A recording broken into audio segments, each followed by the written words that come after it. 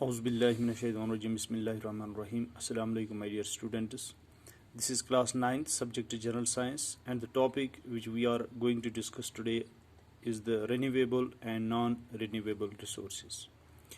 Dear students, in the previous class we have discussed in detail the natural resources and the types of natural resources, in which we have discussed inexhaustible and exhaustible resources.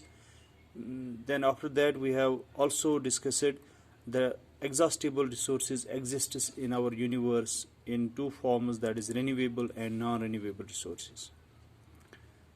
Dear students, so far as the renewable resources are concerned, the resources which can be replenished or renewed by quick recycling and replacement within a reasonable time are known as the renewable resources.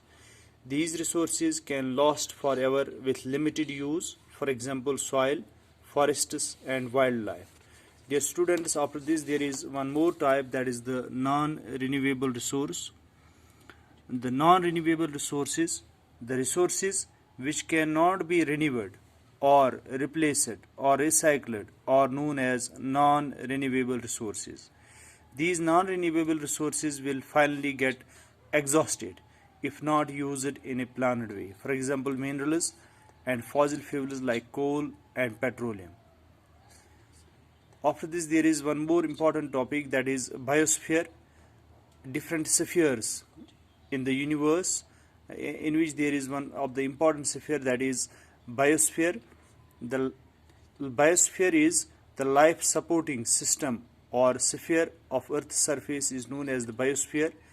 The physical portion of biosphere is divided into three groups as lithosphere, hydrosphere and atmosphere. And these spheres of the biosphere, we will discuss them in the next lecture. Till then, Khuda Hafiz.